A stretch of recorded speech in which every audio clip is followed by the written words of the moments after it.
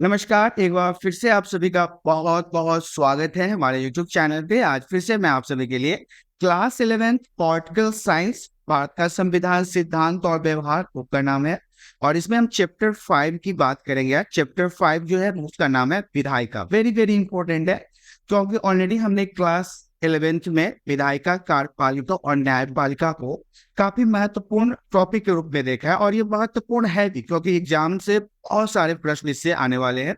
तो शुरुआत करते हैं। क्लास 11 पॉलिटिकल साइंस चैप्टर 5 विधायिका, नोट्स इन हिंदी।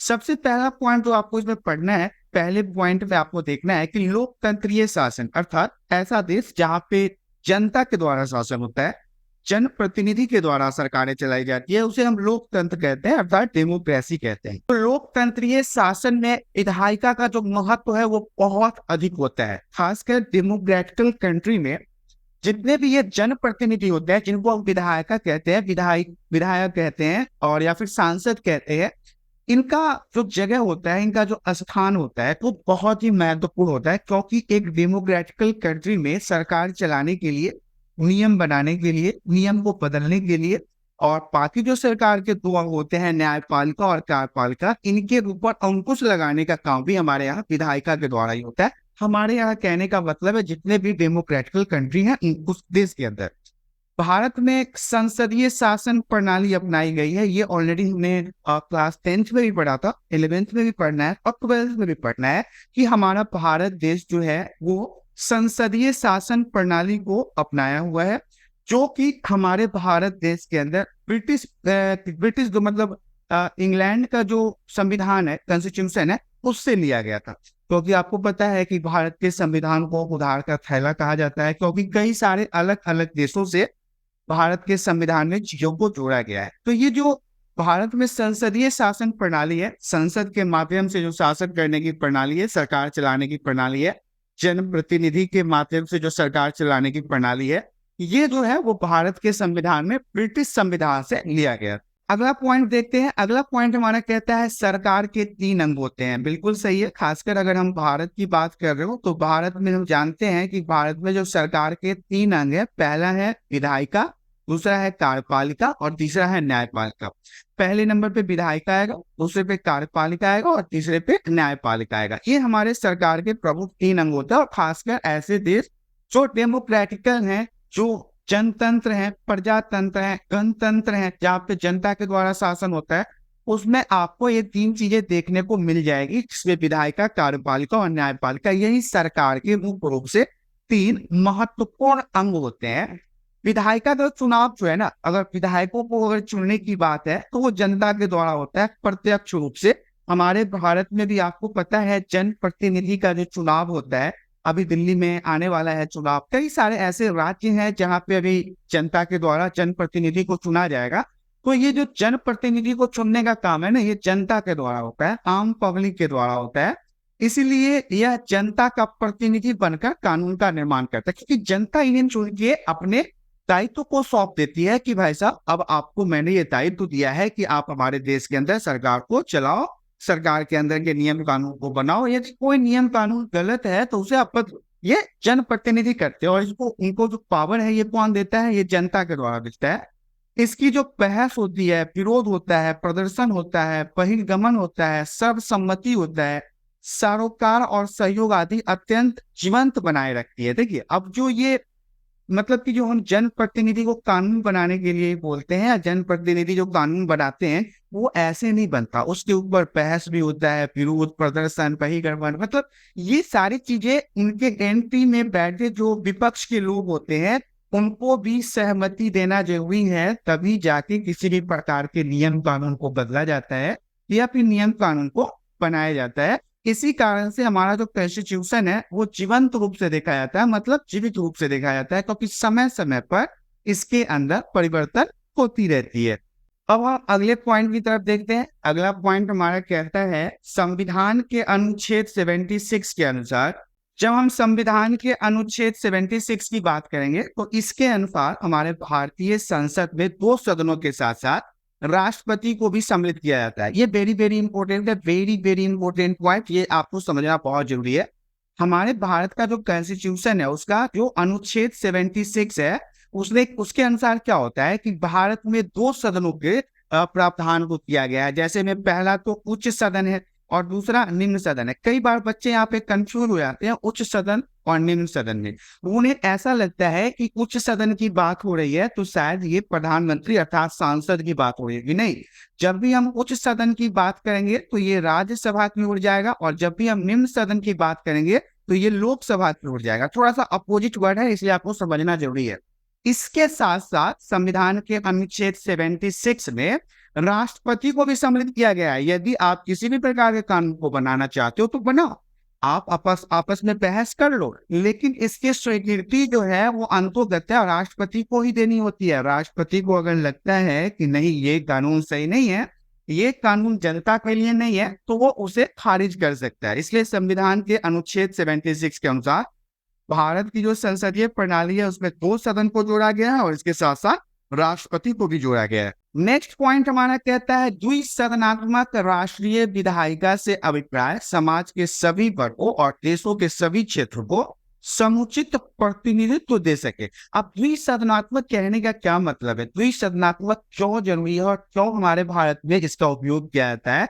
क्योंकि इसमें जो विधायिका होता है, जो जनप्रतिनिधि होता है द्विसदनात्मक में, वो देश के सभी समाजों को लेके साथ में चले, सभी वर्गों को साथ में लेके चले। क्योंकि हम सभी को पता है कि हमारा भारत जो है वो विविधताओं का देश है। यहाँ पे एक ही जाति के लोग नहीं रहते, एक ही धर्म के लोग नहीं रहते, एक ही भाषा के लोग नहीं रहते, एक ही संस्कृति के लोग नहीं रहते, एक ही खान पान के लोग नहीं रहते, एक ही पहनावे के लोग नहीं रहते। अलग अलग राज्यों में अलग अलग बोलचाल है, अलग अलग संस्कृति है, अलग अलग खान पान है, अलग अलग रहने का तौर तरीका है।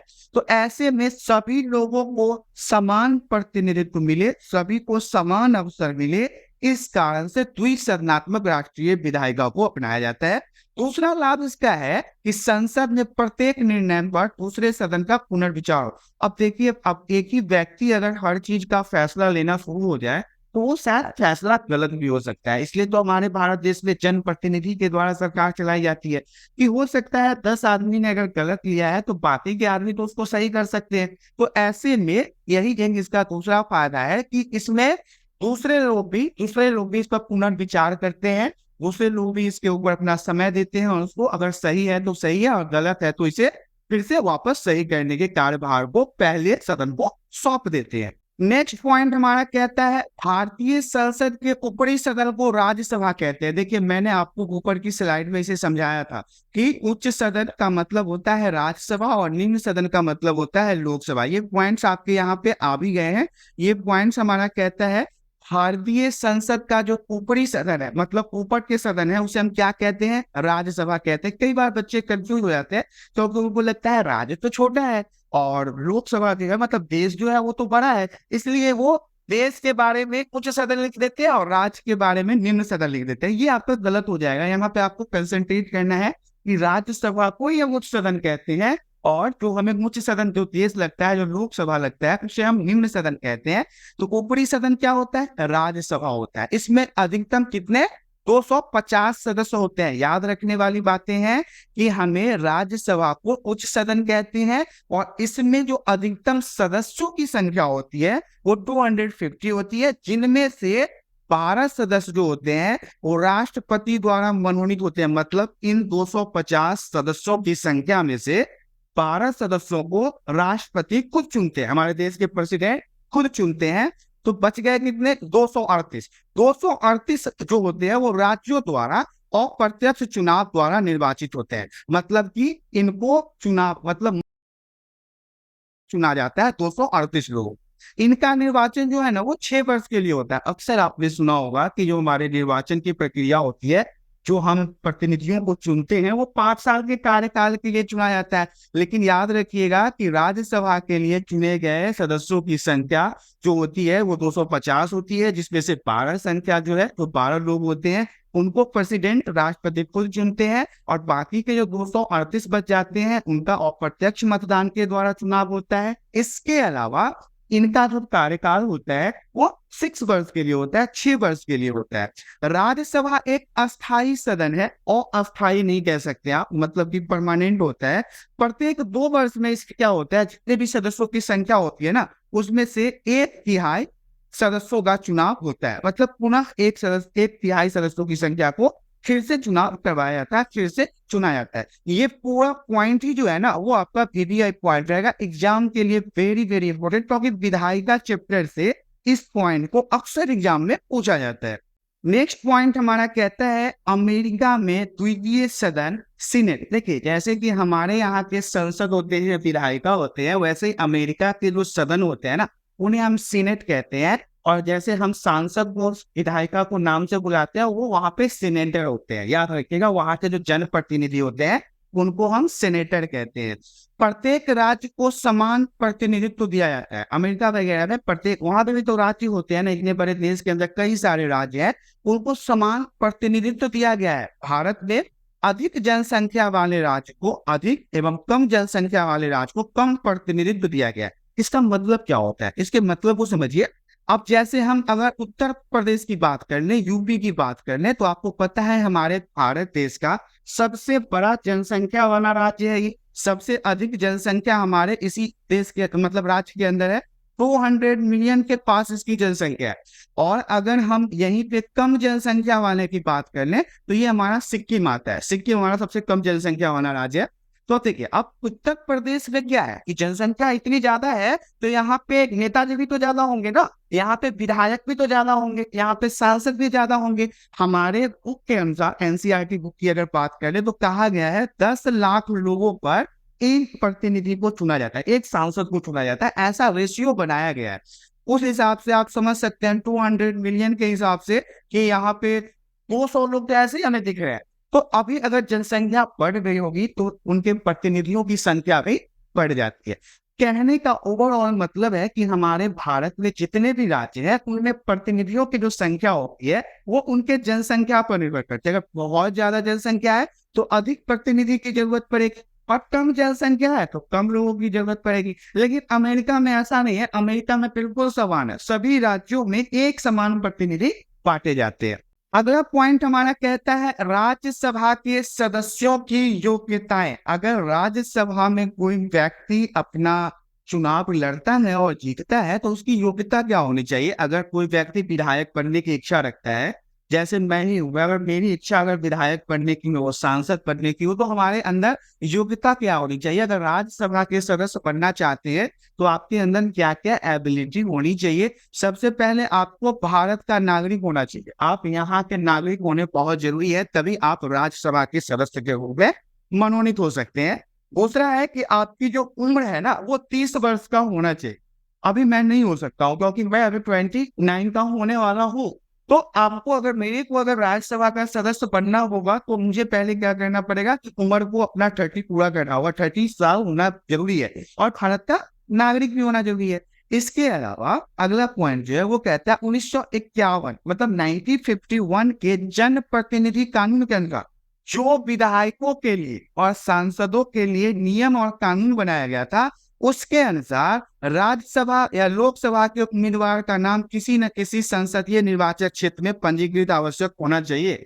मतलब कि अगर आपको मंत्री बनना है, आप राज्यसभा के सदस्य बनना चाहते हो, आप लोकसभा के सदस्य बनना चाहते हो, तो आप किसी न किसी भारत के उम्मीदवार मतलब क्षेत्र से आपको विधायक या सांसद बनना जरूरी है। आपको जनप्रतिनिधि बनना जरूरी है, तभी आप इसके सदस्य बन सकते हो। आपको मैं इसे दूसरे भाषा में समझाता हूँ। यदि आप मान लो आपको मैंने कोई मंत्री बनाना है और आप किसी भी लोकसभा सीट से या राज्यसभा सीट से आप जीत के आए ही नहीं हो, तो सबसे पहले आपको उस सीट से विधायक या सांसद बन के जीतना पड़ेगा, तभी आप उसके सदस्य के रूप में गिने जा सकते हो, चुने जा सकते। नेक्स्ट पॉइंट हमारा कहता है राज्यसभा की शक्तियां और कार्य। राज्यसभा की तो हमने इतनी सारी बातें कर ली, उनकी सीटों की बात कर ली, कैसे वो काम करते हैं उनकी बात कर ली, उनकी योग्यता क्या है इसके बारे में बात कर लिया।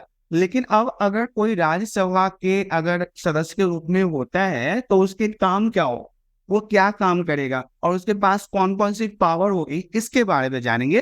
तो उसके पावर वित्तीय शक्ति है। उसके पास क्या है, वित्तीय शक्ति है। सबसे पहला पॉइंट वित्तीय शक्ति मतलब कि वो फाइनेंस के ऊपर अपनी नजर रख सकता है। फाइनेंस का मतलब अपने राज्य के अंदर, अपने देश के अंदर किस प्रकार से टैक्स आ रहा है, पैसे कहाँ खर्च हो रहे हैं, कहाँ पैसे खर्च करना है, किस प्रकार से हमें अपने आर्थिक स्थितियों को बढ़ाना है, बनाना है, पैसों का कैसे हिसाब रखना है, इन सभी चीजों के ऊपर राज्यसभा की शक्तियां काम करती है। दूसरा है वित्त विधेयक पर राज्यसभा 14 दिन तक विचार कर सकती है। वित्तीय विधेयक मतलब कि विधायकों के ऊपर किया जाने वाला जो भी खर्चा है, इसके ऊपर राज्यसभा जो है वो अपने पावर से, अपनी शक्तियों से 14 दिन तक उसको अपने पास रख के उस पर लगातार विचार कर सकती है। मतलब आप दूसरी भाषा में कह लो तो वित्त विधेयक पर राज्यसभा 14 दिनों तक पुनर्विचार कर सकती है, पुनः विचार कर सकती है, उसे अपने कंट्रोल में 14 डेज तक रख सकता है। इसके अलावा जो तीसरा पॉइंट है राज्यसभा की, वो है संविधान संशोधन संबंधी शक्तियां। नियम कानून, हमारे इंडियन कॉन्स्टिट्यूशन में जितने भी नियम कानून है उनको संशोधन करने की शक्तियां भी राज्यसभा के अंदर आता है, राज्यसभा के सदस्यों के अंदर आता है। नए कानून बनाना हो या पुराने कानून को बदलना हो या कोई ऐसा कानून है जिसे समाप्त करना हो, तो ये सारे पावर्स का है, ये सारे पावर्स राज्यसभा के मनोनीत सदस्यों के अंदर होता है, जिसे हम जनप्रतिनिधि, विधायक, सांसद के रूप में जानते हैं। अगला पॉइंट हमारा कहता है प्रशासनिक शक्तियां। प्रशासनिक शक्तियां भी हमारे राज्यसभा के सदस्यों के पास होता है। प्रशासनिक का मतलब होता है प्रशासन से जुड़ी हुई शक्ति, पुलिस से जुड़ी हुई शक्ति, सिविल सेवा से जुड़ी हुई शक्ति। देखिए, मंत्रियों से उनके विभागों के संबंध में प्रश्न करना, जितने भी मंत्री हैं और जिन मंत्री को जिस प्रकार का कार्य मिला हुआ है वो अपने कार्य को सही से कर नहीं रहे हैं, तो उनसे पूछने का प्रश्न किसके पास है? राज्यसभा के पास है। राज्यसभा में भी पूछे जा सकते हैं, राज्यसभा के अंदर भी, जो राज्यसभा के अंदर सदस्यों की मीटिंग होती है संसद भवन के अंदर या राज्यसभा के अंदर, उन्हें पूछा जा सकता है कि आप तो मंत्री हैं, तो आपने ये काम क्यों नहीं किया, आपके द्वारा ये काम होना चाहिए था। इसके अलावा अन्य शक्तियां भी है राज्यसभा के अंदर, अन्य शक्तियां भी है। वो शक्तियां क्या क्या है, इंपोर्टेंट है, ध्यान से देखिएगा। चुनाव की शक्ति है, महाभियोग की शक्ति है, आपात स्थिति की घोषणा की शक्ति है, न्यायाधीश को उसके पद से हटाया जाना भी इसके पास है शक्ति के रूप में। दोनों सदनों की अनुमति जरूरी है। यहाँ पे जितने भी पॉइंट्स आपने पढ़े उसमें सबसे जो क्रीम पॉइंट है ना वो है चुनाव।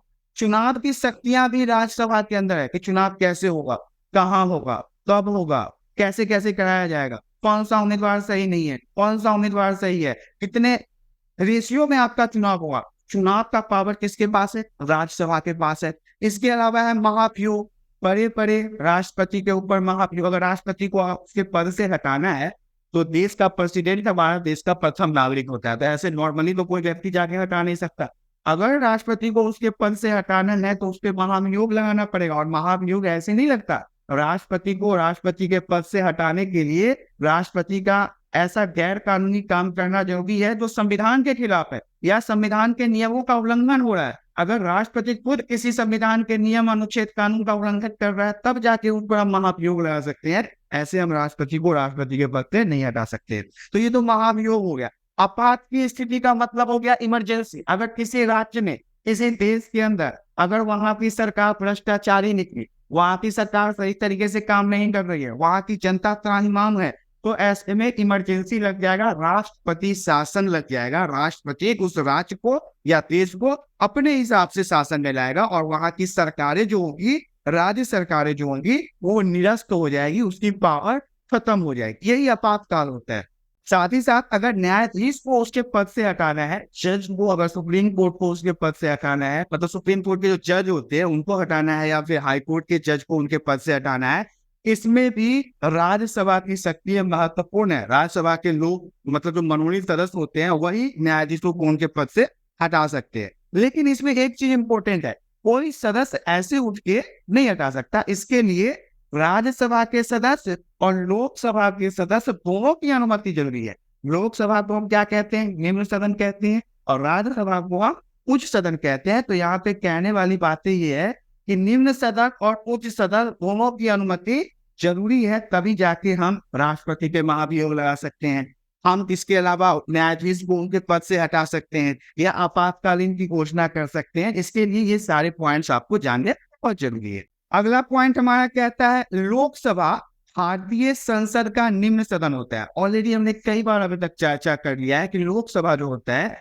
मतलब कि जो केंद्र सरकार के सदन होते हैं वो निम्न सदन के रूप में जाना जाता है, और इसमें अधिकतम सदस्यों की संख्या जो होती है वो 250 होता है। हमने ऊपर भी बात किया था आपके साथ जब हम राज्यसभा की बात कर रहे थे, तो यहाँ भी हमने आपको बताया था कि ऊपरी सदन जो राज्यसभा है उसमें भी सदस्यों की संख्या कितनी थी, 250 है।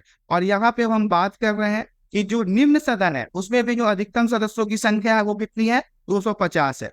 वर्तमान में इसमें 543 निर्वाचित सदस्यों के साथ एंग्लो इंडिया समुदाय के 2 मनोनीत सदस्यों का चुनाव प्रत्यक्ष जनता द्वारा किया जाता है। अगर अभी के समय में हम बात कर ले तो पूरे भारत में सांसदों की संख्या 543 है, मतलब 543 सांसद अभी भारत में चुनाव लड़ते हैं जिनके द्वारा प्रधानमंत्री का चुनाव किया जाता है। क्योंकि राज्यसभा के अंदर जितने भी प्रतिनिधि होते हैं वो अपने राज्य के मुख्यमंत्री का चुनाव करते हैं। वहीं पे अगर हम सांसदों की बात कर लें तो सांसद हमारे देश के प्रधानमंत्री का चुनाव करते हैं, और जो सांसद होते हैं वो निम्न सदन में बैठते हैं, और जो विधायक होते हैं वो उच्च सदन में बैठते हैं।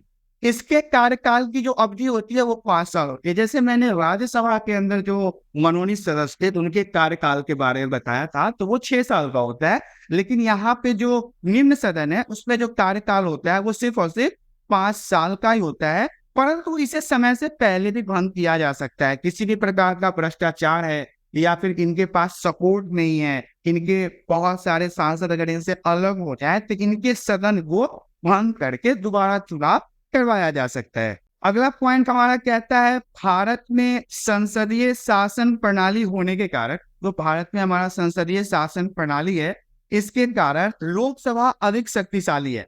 हमारे भारत देश में राज्यसभा से ज्यादा शक्तिशाली लोकसभा है। ये क्लास 9th और 10th में भी आपने पढ़ा है कि दोनों की शक्तियों के बारे में पढ़ा है कि लोकसभा क्या करती है। जैसे मेरी समवर्ती सूची में ऐसा था कि लोकसभा और राज्यसभा दोनों मिलकर कार्य करते हैं, तो ऐसे ही कुछ कार्यों के कारण जो लोकसभा है, जो निम्न सदन है, वो ज्यादा शक्तिशाली है, क्योंकि इसके सदस्यों का निर्वाचन जो होता है, जो चुनाव होता है प्रतिनिधियों का, वो प्रत्यक्ष रूप से होता है, मतलब जनता के द्वारा डायरेक्टली इनका चुनाव होता है। इसे हम कार्यपालिका को हटाने की शक्ति भी प्राप्त है। ये एक ऐसा सांसदीय प्रणाली है जो कार्यपालिका मतलब सिविल सर्विसेज के लोग, यूपीएससी, बीपीएससी, आईएएस, आईपीएस, इनको भी इनके पद से हटाने की शक्ति है इसके पास, सांसद के पास। जो जनता के प्रतिनिधि होते हैं वो किसी भी कलेक्टर को उसके सीट से हटा सकता है, किसी भी एसपी को उसके सीट से हटा सकता है। बहुत पावर है विधायिका के पास, क्योंकि ये जनता का सपोर्ट है नहीं इनके पास। कार्यपालिका में तो लड़का पढ़ के आया है ना भाई, लड़की पढ़ के आई है, कॉपी किताब से पढ़ के आई है। लेकिन हमारे भारत देश में जनतंत्र है, डेमोक्रेसी है। सबसे ज्यादा पावर में कौन है? आम जनता सबसे ज्यादा पावर में रहते हैं। तो जिसको जनता चुन के भेजा हो वो सबसे ज्यादा पावरफुल होता है। अब हम बात करेंगे संसद के प्रमुख कार्य, मतलब निम्न सदन के जो निर्वाचित सदस्य होते हैं, जनप्रतिनिधि होते हैं, उनके काम क्या है, वो किस प्रकार के काम वो करते हैं। तो याद रखिएगा ये वेरी वेरी इंपॉर्टेंट पॉइंट है, वेरी वेरी इंपॉर्टेंट, बहुत इंपॉर्टेंट है आपके आगे की क्लासों के लिए भी, कि संसद का जो प्रमुख कार्य है उसमें सबसे पहले आता है कानून बनाना। जितने भी नियम कानून बनते हैं वो संसदों के माध्यम से ही बनते हैं। इसके अलावा कार्यपालिका पर नियंत्रण रखता है, मतलब ये सिविल सेवा, यूपीएससी, एसपी, डीएसपी या और भी जितने भी बहुत ही बड़े बड़े ऑफिसर होते हैं जो कार्यपालिका के अंतर्गत आते हैं, इनके ऊपर कमान रखता है कौन? संसद। इसके अलावा वित्तीय कार्य, बजट पारित करना, बजट बनाना, फाइनेंस को देखना, ये सभी काम भी जो है वो संसद के प्रमुख कार्यों के अंतर्गत आता है। संविधान के अंदर संशोधन करना, संविधान के अंदर कोई भी संशोधन करना हो तो ये सभी भी संसद के कार्यों के अंतर्गत आता है। साथ ही साथ निर्वाचन संबंधी कार्य भी जो है वो संसद ही देखता है। निर्वाचन संबंधी कार्य कहने का मतलब है भारत देश के अंदर जो चुनाव वगैरह होते हैं, मतदान वगैरह होते हैं, इससे संबंधित नियम कानून भी जो है वो सांसदों के अंतर्गत ही आता है। अगला पॉइंट हमारा कहता है न्यायिक कार्य। न्यायिक कार्य कहने का मतलब है न्यायालय से जुड़ा हुआ, हमारे उच्च न्यायालय, सर्वोच्च न्यायालय, जिला न्यायालय या और भी जितने भी न्यायालय हैं, इन सभी से जुड़े हुए कार्यों पे निगरानी रखने का काम भी जनप्रतिनिधि सांसद का ही होता है। इसके अलावा प्रतिनिधित्व करता है, अपने जनता का प्रतिनिधित्व करता है। जनता के अंदर कोई प्रॉब्लम है, सड़क बनाना है, स्कूल बनाना है, नियम बनाना है, कानून बनाना है, इन सभी चीजों के ऊपर भी सांसदों का मुख्य रूप से कार्य देखा जाता है। बहस का मंच तैयार करना, किसी भी प्रकार की अगर कोई प्रॉब्लम हो गई तो उस मुद्दे के ऊपर बहस करना, उस मुद्दे को जड़ से समाप्त करना, ये सारे कार्य जो है वो संसदों के अंतर्गत आते हैं। अगला पॉइंट हमारा कहता है लोकसभा की विशेष शक्तियां। लोकसभा के अंदर कौन कौन सी विशेष शक्तियां, मतलब ऐसी कौन कौन सी शक्तियां हैं जो उन्हें अलग प्रकार से मिला है, एक्स्ट्रा पावर मिला है। तो यहाँ पे याद रखिए, धन विधेयक प्रस्तुत करने का पावर जो है वो लोकसभा के पास है, उसे संशोधित एवं अस्वीकार किया जा सकता है। लोकसभा के पास जो एक्स्ट्रा पावर है उसमें आप धन विधेयक, मतलब कि आपने देखा होगा कि बजट पास किया जाता है फाइनेंस मिनिस्टर के माध्यम से, तो ऐसी शक्तियां जो है वो लोकसभा के पास भी होती है। मंत्रिपरिषद केवल लोकसभा के प्रति उत्तरदायी होते हैं। मंत्रिपरिषद जो होते हैं ना, वो राज्यसभा को जवाब नहीं देगा, विधायक को जवाब नहीं देगा, सिर्फ अपने लोकसभा के सदस्यों को अर्थात सांसदों को जवाब देगा। यही लोकसभा की विशेष शक्तियों के रूप में जाना जाता है। अगला पॉइंट हमारा कहता है विधेयक प्रस्तावित कानून का प्रारूप। ये भी इंपॉर्टेंट पॉइंट है कि विधेयक प्रस्तावित कानून का प्रारूप क्या होता है। विधेयक के द्वारा जो प्रस्तावित होता है, जो बताया जाता है, जो जानकारी दिया जाता है उसके बारे में है। तो सबसे पहला तो है कि सरकारी विधेयक जो मंत्रियों द्वारा पेश किए जाते हैं। अब मंत्रियां में दो प्रकार के होते हैं, जिनको राज्य के अंदर होता है और एक केंद्र के अंदर होता है। राज्य के अंदर जो मंत्री बनाए जाते हैं उनका पदभार जो होता है, उनके कार्य करने की जो सीमा होती है वो राज्यों के अंदर ही होता है। लेकिन जो केंद्र के अंदर मंत्री बनाए जाते हैं उनके काम करने का जो पावर होता है वो पूरे देश के अंदर होता है। तो यहाँ पे जो सरकारी विधेयक होता है जो पेश किया जाता है, बजट वगैरह, वो मंत्रियों द्वारा ही पेश किया जाता है, मंत्रियों द्वारा ही ये बजट बनाया जाता है, जिसमें धन विधेयक आता है, साधारण विधेयक आता है, संविधान संशोधन विधेयक आता है। अब ये धन विधेयक मतलब पैसे से रिलेटेड जितने भी बजट पास हुए। साधारण विधेयक का मतलब होता है कि कुछ नॉर्मली सा कानून है, उसके संपर्क में आने के बाद जो विधेयक पास होगा। इसके अलावा जो संविधान के अंदर, कॉन्स्टिट्यूशन के अंदर जो एडिट करना है, संशोधन करना है, नए बनाने हैं, पुराने को हटाने हैं, ये सब विधेयक जो है वो सरकारी विधेयक के अंदर पास होता है। दूसरा है यही पे गैर सरकारी विधेयक। संसद का कोई अन्य सदस्य पेश करता है, संसद नहीं कोई भी इसे पेश करता है, अन्य सदस्य, जिसमें साधारण विधेयक आता है और संविधान संशोधन विधेयक आता है। ये गैर सरकारी विधेयक के रूप में जाना जाता है। इसे भी इंपोर्टेंट के रूप में आप देखिए, क्योंकि एक नंबर पे प्रश्न पूछा जा सकता है कि सरकारी विधेयक और गैर सरकारी विधेयक से आप क्या समझते हैं। तो सरकारी विधेयक जो मंत्रियों द्वारा पेश किया जाता है, और गैर सरकारी विधेयक जो होता है वो मंत्री नहीं होते हैं, वो सांसद हो सकते हैं, जनप्रतिनिधि हो सकते हैं, क्योंकि सारे जनप्रतिनिधि तो मंत्री ही नहीं होते हैं ना, क्योंकि उनमें से कुछ ही लोगों को चुन के मंत्री बनाया जाता है। जैसे कि अभी अमित शाह में बात करने के लिए मंत्री है ना, तो ये कहीं ना कहीं का सांसद भी तो होगा। राजनाथ सिंह की बात करें तो मंत्री है ना, लेकिन कहीं ना कहीं का सांसद भी तो होगा। नरेंद्र मोदी की बात करें, प्रधानमंत्री है ना, लेकिन कहीं ना कहीं का सांसद होगा ना। तो अब हर आदमी तो मंत्री नहीं बन जाता, हर आदमी आपको हर किसी को तो प्रधानमंत्री नहीं बना दोगे ना। इसमें से नॉर्मल लोग बच जाते हैं, जो जनप्रतिनिधि होते हैं, उनके द्वारा जो विधेयक पास होता है वो गैर सरकारी विधेयक के रूप में जाना जाता है। अब हम बात करेंगे इन विधेयक को पास करने की प्रक्रिया के बारे में कि किन किन कामों के द्वारा या फिर किन किन चरणों के द्वारा इन विधेयक को पास किया जाता है। जैसे यहाँ पे सरकारी विधेयक और गैर सरकारी विधेयक है, ऐसे ही अब इनके प्रक्रिया के बारे में बात करेंगे। प्रथम वाचन का मतलब होता है, सबसे पहले हम इसके बारे में बात करेंगे। प्रथम वाचन, जो भी विधेयक हमें पास करवाना है, चाहे वो धन विधेयक हो, संविधान संशोधन विधेयक हो या साधारण विधेयक हो, अगर इसे पास करवाना है तो सबसे पहले इसका प्रथम वाचन होता है।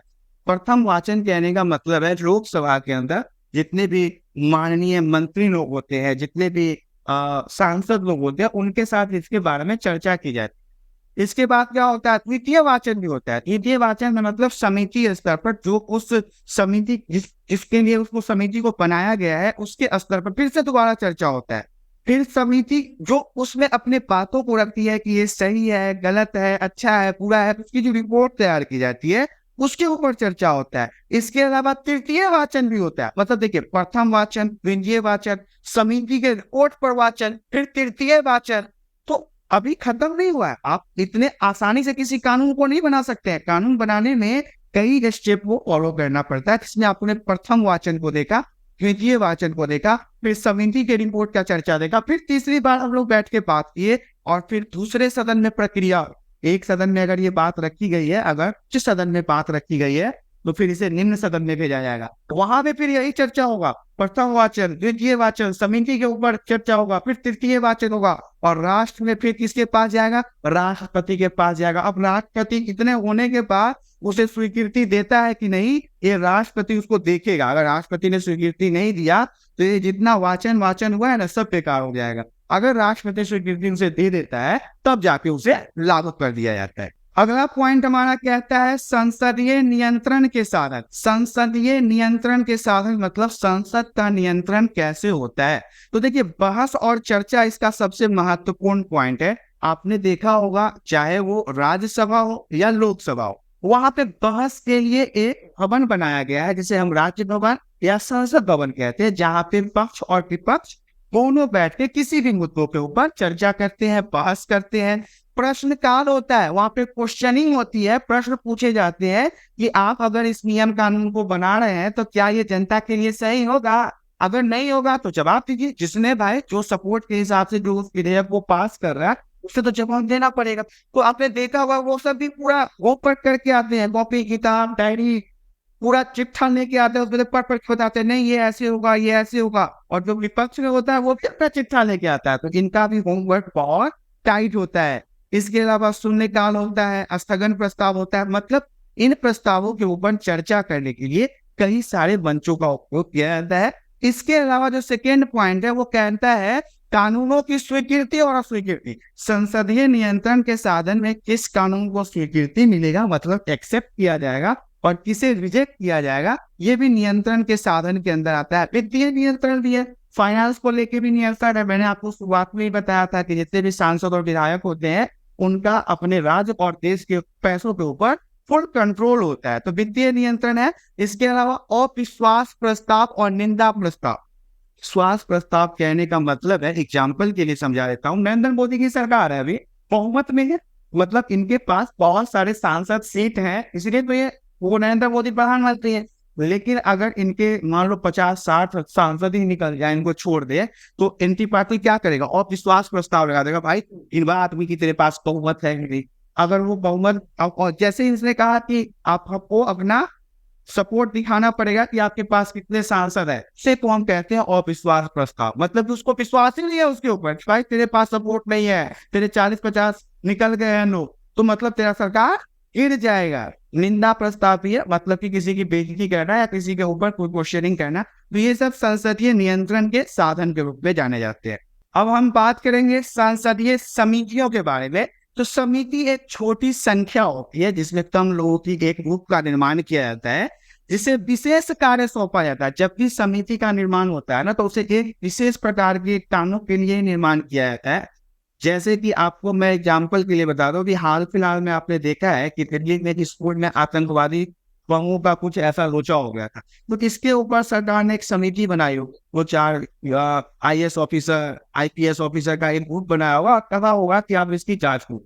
इसमें 100-200 की संख्या तो नहीं हो सकती ना, इसमें छोटी संख्या के ऊपर एक समिति बनाई जाती है और इसे एक विशेष काम सौंपा जाता है। अभी ये जो जांच होगा स्कूल में ये बम गिराने का, ये तो विशेष जांच हुआ ना, इसीलिए समिति का निर्माण होता है। ये विभिन्न मामलों पर विचार विमर्श करती है और प्रशासनिक कार्यों पर निगरानी भी रखती है। अब समितियां अगर निर्माण हो गया है तो समितियों के प्रकार के बारे में भी जानेंगे, कैसे काम करती है उसके बारे में जानेंगे। तो यहाँ पे सबसे पहला है वित्तीय समिति। वित्तीय समिति में पहला पॉइंट जो है वो कहता है लोक लेखा समिति। ये क्या होता है, तो लोक लेखा समिति जो है वो भारत सरकार के विभिन्न विभाग का खर्च नियमानुसार हुआ है या नहीं, इसके ऊपर देखरेख करता है कि भारत सरकार जो पैसे खर्च कर रही है वो नियम के अनुसार हो रहा है कि नहीं हो रहा है, घोटाला तो नहीं हो रहा है, कोई करप्शन तो नहीं है, कोई भ्रष्टाचार तो नहीं है। ये लोक लेखा समिति का काम है। दूसरा है प्राक्कलन समिति। खर्च में किफायत किस तरह से की जा सकती है, किस तरह से खर्च को बचाया जा सकता है, कॉस्ट कटिंग किया जा सकता है, पैसे को सेव किया जा सकता है, ये प्राक्कलन समिति करता है। तीसरा है लोक उपक्रम समिति। तो सरकारी उद्योगों की रिपोर्ट की जांच करती है। जितने भी सरकार के उद्योग होते हैं, जितने भी फैक्ट्री होते हैं, जितने भी पैसे आने के जो चांसेस होते हैं, उनको कुशलता पूर्वक चलाए जा रहे हैं या नहीं, ये लोक उपक्रम समिति की ओर से देखरेख किया जाता है। दूसरी समिति जो है उसका नाम है विभागीय अस्थायी समितियां। ये क्या करता है, विभागीय अस्थायी समितियां, यह कृषि के ऊपर निगरानी रखता है। वाणिज्य अर्थात व्यापार बिजनेस के ऊपर निगरानी रखता है, उद्योग मतलब फैक्ट्री कारखाने के ऊपर निगरानी रखता है, गृह मंत्रालय के ऊपर निगरानी रखता है और इनसे संबंधित विधायकों की जांच भी करता है। जितने भी इसके ऊपर जो लेन देन हो, आवागमन हो या कोई खर्चा हो, इन सभी चीजों का जो जानकारी है, लेखा जोखा, वो विभागीय अस्थायी समिति के पास होती है। तीसरा है अन्य समितियां। हमने दो समितियों के बारे में बात कर लिया, एक है वित्तीय समिति, दूसरा है विभागीय अस्थायी समितियां। अब तीसरा जो है वो है अन्य समितियां। अब अन्य समितियों के बारे में देख लेते हैं। अन्य समितियां में आता है नियमन समितियां, विशेषाधिकार समितियां, कार्य मंत्रणा समितियां, आश्वासन समिति। अब ये सब समितियां जो है ये भी समय समय पे बनाए जाते हैं। नियमन समिति कहने का मतलब है जितने भी नियम कानून हैं वो सही तरीके से चल रहे हैं कि नहीं, जितने भी कॉन्स्टिट्यूशन के अनुच्छेद हैं उसे पालन किया जा रहा है कि नहीं, क्या कानून को सभी के लिए सही सुचारू रूप से चलाया जा रहा है कि नहीं। दूसरा है विशेषाधिकार समिति। कुछ ऐसे समिति होते हैं जिनको अलग से अधिकार देके किसी कार्यों को करवाया जाता है। अब जैसे कोई आतंकवादी संगठन है और उसको पकड़ना है तो उसके लिए एक स्पेशल पुलिस का फोर्स बनाया जाता है और उसे पूरा अधिकार दिया जाता है कि यदि वो जिंदा ना पकड़े गए तो उन्हें गोली मार देना। तो ये विशेषाधिकार हो गया। तीसरा है कार्य मंत्रणा समिति। किसी भी कार्य को करने से पहले उसको सही तरीके से देख रेख करके, सोच समझ के, उस पर विचार करके, उसको पेपर कलम पे लिख के सही तरीके से संगठित करके उस पर काम करना।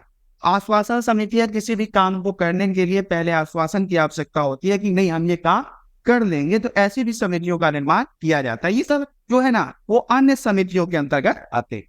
अगला है तदर्थ समितियां। ये भी आपका पीबीआई रहेगा, खासकर एग्जाम के लिए वेरी वेरी इंपोर्टेंट है तदर्थ समितियां।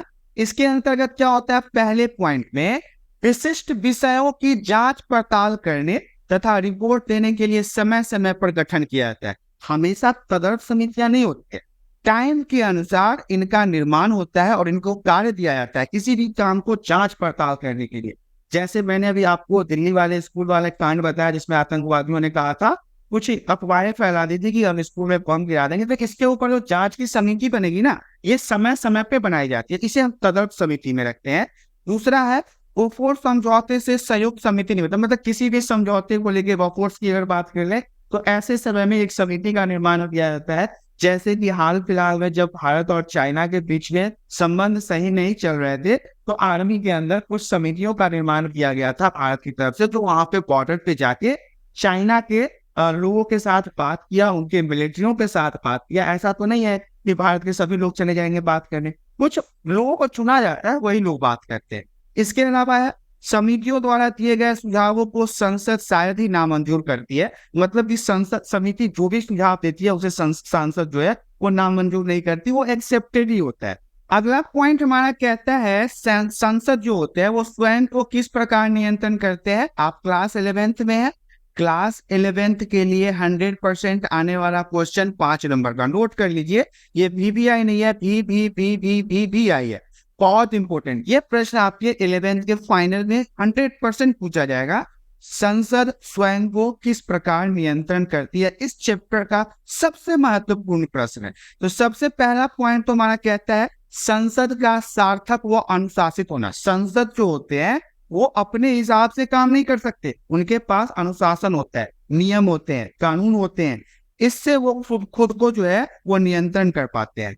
दूसरा पॉइंट है संसद का अध्यक्ष विधायिका की कार्रवाई के मामले में सर्वोच्च अधिकारी होता है।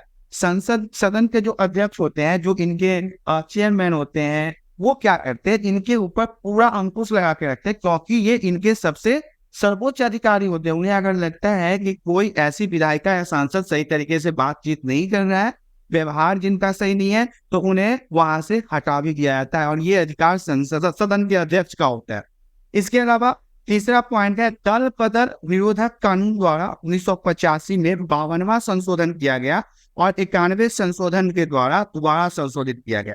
दल बदल कहने का मतलब है कि अगर मान लो एग्जाम्पल के लिए हम बीजेपी पार्टी से खड़े होकर सांसद या विधायक में जीत गए और हम कुछ ही देर के बाद अब हम किसी और पार्टी में चले गए, तो वो दल बदल हो गया। इसके लिए कानून बनाया गया है, यदि आप जीत के कोई पार्टी बदल लेते हैं तो आपकी पदवी छीन ली जाएगी, आपको सांसद के सीट से हटा दिया जाएगा, आपको विधायक के सीट से हटा दिया जाएगा। पहले ये 52वां संशोधन के अंतर्गत बताया गया और फिर ये 91वां जो संशोधन हुआ था उसके अंतर्गत बताया गया था। अगला पॉइंट हमारा कहता है यदि कोई सदस्य अपने दल के नेतृत्व के आदेश के बावजूद सदस्य में उपस्थित न हो या दल के निर्देश के विपरीत सदन में मतदान करे अथवा स्वेच्छा से दल की सदस्यता से त्याग पत्र दे तो उसे दल बदल कहा जाता है। अब मान लो कोई ऐसा व्यक्ति जो उपस्थित नहीं हो रहा है, मतलब उसके प्रधानमंत्री या सरकार का जो प्रमुख है वो कह रहा है कि आज सभी को इकट्ठा होना है और वो उपस्थित नहीं हो रहा है, या फिर जहाँ पे वोट देना है वह उसके विपरीत वोट दे रहा है, तो इसे हम दल बदल कहते हैं। इसे ही हम दल बदल के रूप में जानते हैं और उसे सदन की सदस्यता से अयोग्य ठहराया जा सकता है। मतलब कि अगर वो ऐसा कार्य करता है तो उसे उसकी सीट से हटाया जा सकता है। अगला पॉइंट हमारा कहता है भारतीय संघात्मक सरकार में 29 राज्य 7 केंद्र शासित इकाइयां। अब देखिए यहाँ पे थोड़ा सा ये पुराना है आपके सिलेबस में, अभी ये टोटल जो है वो 29 राज्य न होकर 28 राज्य और केंद्र शासित प्रदेशों की संख्या 8 है। ये पुराना सिलेबस के अनुसार यहाँ पे 29 दिया गया है क्योंकि ये सब चीजें बदलती रहती है और बुक तो एक बार छप जाती है तो छप जाती है। दिल्ली की जो राष्ट्रीय राजधानी का है उसको राजधानी क्षेत्र का दर्जा मिला गया है, लेकिन ये भी एक प्रकार से केंद्र शासित प्रदेश के अंतर्गत ही आता है। अगला पॉइंट जो है वो हमारा कहता है भारत के प्रत्येक राज्य में विधानमंडल की व्यवस्था एक समान नहीं है। जितने भी राज्य हैं भारत के अंदर उन सभी में विधानमंडल की व्यवस्था एक समान नहीं है। कुछ राज्यों में एक सदनीय और कुछ राज्यों में द्विसदनीय व्यवस्था है। ये बात याद रखिएगा, हमारे भारत देश के अंदर ही 28 राज्य हैं, इस सभी में एक जैसी प्रणाली नहीं है। कुछ राज्यों में एक सदनीय व्यवस्था है, कुछ राज्यों में द्विसदनीय व्यवस्था है। अब द्विसदनीय व्यवस्था किन किन राज्यों में वो भी मैं आपको बताऊंगा आगे, और एक सदनीय राज्य व्यवस्था किस किस राज्यों में है वो भी मैं आपको आगे बताऊंगा। अगला पॉइंट हमारा कहता है राज्य में कानून निर्माण का कार्य जो है वो विधानमंडलों को दिया गया है। मतलब किसी भी राज्य के अंदर अगर कानून का निर्माण करना है तो वो वहां के विधानमंडलों को दिया गया है। निम्न सदन को विधानसभा कहते हैं और उच्च सदन को विधान परिषद कहा जाता है। Very very important point, 1 number के लिए एग्जाम के लिए निम्न सदन को विधानसभा या राज्यसभा आप कह सकते हैं, उच्च सदन को विधान परिषद कह सकते हैं या लोकसभा कह सकते हैं। लोकसभा में सांसद बैठते हैं और राज्यसभा में विधायक बैठते हैं। विधायक जहाँ बैठते हैं उसे हम उच्च सदन कहते हैं, सांसद जहाँ बैठते हैं उसे हम निम्न सदन कहते हैं। लेकिन जो विधायक वाली सभा है वो कमजोर होती है, जहाँ पे सांसद बैठते हैं अर्थात जो निम्न सदन है जो लोकसभा है वो मजबूत माना जाता है राज्यसभा की अपेक्षा। अब हम बात करेंगे द्विसदनीय राज्य के बारे में, जिसमें दो सदन है, तो वो जम्मू और कश्मीर है, उत्तर प्रदेश है, बिहार है, महाराष्ट्र है, कर्नाटक है।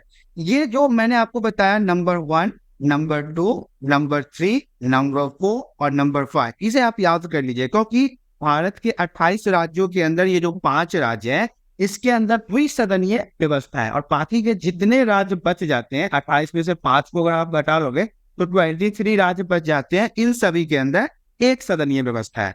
अब देखिए विधानसभा की शक्तियों की बात कर लेते हैं। तो विधानसभा की शक्तियों में विधायी कार्य शक्ति है, वित्तीय शक्तियां हैं और कार्यपालिका शक्ति है।